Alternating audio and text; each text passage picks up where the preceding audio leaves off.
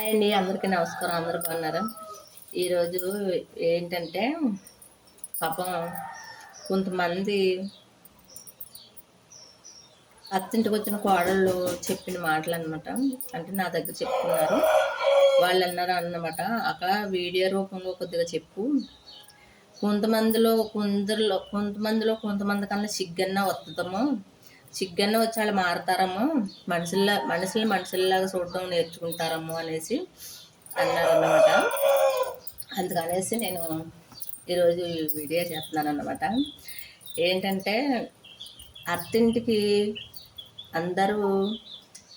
అత్తింటికి కోడళ్ళు అందరూ మొగుడు దగ్గర కాపురం చేసుకోవాలనో చక్కగా ఉండాలని, అత్తింట్లో అందరూ మంచి పేరు తెచ్చుకోవాలని వస్తారు కదా. కానీ పాపం ఏం చేస్తున్నారంటే కొంచెం మంది మూర్ఖులే కానీ మోనార్కులే, కానీ వాళ్ళు చాలా దేవతల కింద నటించుంటారన్నమాట. ఎలా అంటే వాళ్ళు ఏది చేసినా బయటికి తెలియకుండా లోపల తిప్పేసి వదిలేస్తుంటారు తాళాలు. పాపం కొంచెం మంది ఏం చేస్తుంటారంటే మొరుగుతారు, అరుస్తారు. అరవడం వల్ల మొరగడం వల్ల గయ్యాళ్ళు గోడోళ్ళు అవుతారు. ఇంకొంచెం మంది వాళ్ళకి తాళం ఎలా తిప్పాలో, ఆ తాళం ఏ టైంలో తీయాలో పాపం వాళ్ళకి తెలుస్తుంది. ఇంకొందరికి తెలియదు కదా. అందరూ మనకులాగే తెలివైన వాళ్ళు ఉంటారు కదా.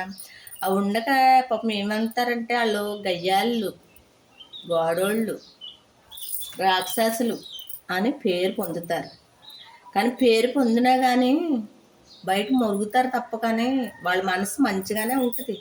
వాళ్ళ మనసు, వాళ్ళ గుణము అన్నీ మంచిగానే ఉంటాయి.